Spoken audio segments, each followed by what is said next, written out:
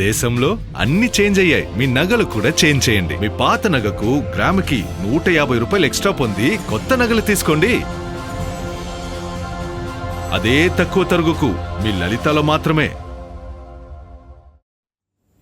మచిలీపట్నం నియోజకవర్గాన్ని అన్ని రంగాల్లో అభివృద్ధి చేయటమే తన ధ్యేయమని మంత్రి కొల్లు రవీంద్ర అన్నారు.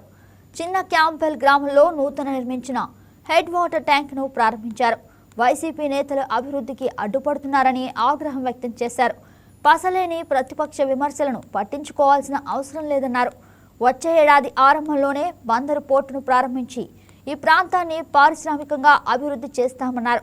బందరులో ఇప్పటికే ఇంటింటా తాగునీరు సరఫరా జరుగుతుందని, గ్రామీణ ప్రాంతంలో కూడా ఇంటింటికి తాగునీరు జలజీవన్ మిషన్ ద్వారా అందజేస్తామన్నారు.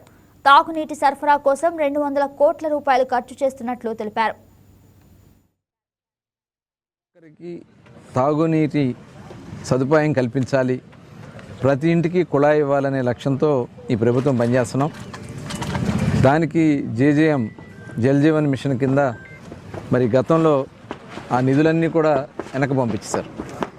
ఇవాళ ఉప ముఖ్యమంత్రి పవన్ కళ్యాణ్ గారు పంచాయతీరాజ్ సంబంధించి దానికి ఒక ప్రణాళికతో తయారు చేసుకుంటూ కేంద్రం నుంచి కూడా అదనంగా నిధులు తీసుకురావడానికి ప్రయత్నాలు చేస్తూ ఉన్నారు. ఇవాళ బందర్ మండలంలో ఈరోజు కరగ్రహారం పంచాయతీలో క్యామిలిపేటలో ఉన్నటువంటి కొత్త కాలనీకి దాదాపు 2,02,00,000 రూపాయలకు సంబంధించినటువంటి పనులకి ఈరోజు ప్రారంభోత్సవం చేసుకున్నాం. ట్యాంక్కి దాదాపు 75 లక్షల రూపాయలతో 90 కిలోలీటర్ల కెపాసిటీ కలిగినటువంటి ఓవర్ హెడ్ ట్యాంక్ని ఈరోజు ప్రారంభించుకోవడం జరిగింది. అక్కడి నుంచి వాళ్ళకి హౌస్ కనెక్షన్స్ కూడా ఇవ్వడానికి, ఎందుకంటే ఇప్పుడు 2 ఇళ్ళకి కలిపి ఒక ట్యాప్ కనెక్షన్ ఇచ్చారు. దాన్ని రాబోయే కాలంలో ఇంటింటికి ఇవ్వడానికి ఉన్నటువంటి అవకాశాన్ని కూడా పరిశీలన చేయమన్నాం. నిధులు కూడా ఉన్నాయి, దాదాపు 1,20,00,000 రూపాయల నిధులు ఇంటింటికి పంపడానికి అవకాశం ఉన్న నిధులు కూడా ఉన్నాయి.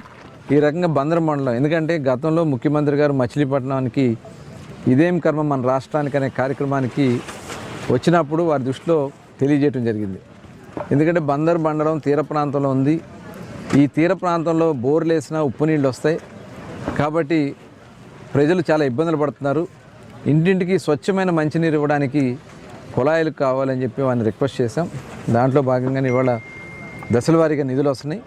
రాబోయే 3 సంవత్సరాల్లో కూడా అన్ని గ్రామాలకి ఇప్పుడు ఎక్కడైతే అవకాశాలు ఉన్నాయో అన్ని చోట్ల కూడా వాటర్ పంప్ చేయడానికి చర్యలు తీసుకున్నాం. ఎందుకంటే మనకి తరగటూరు సమ్మర్ స్టోరేజ్ ట్యాంక్ ఉంది, విజయవాడ నుంచి వాటర్ లైన్ ఉంది, అట్లాగే ఇటు చిన్నాపురం వాటికి సంబంధించి సపరేట్గా ఒక లైన్ చేయడానికి అక్కడ ఒక చెరువు కూడా ఏర్పాటు చేయడానికి ఎస్ఎస్ ట్యాంక్ని అక్కడ ఏర్పాటు చేయడానికి కూడా పరిశీలన చేస్తున్నాం.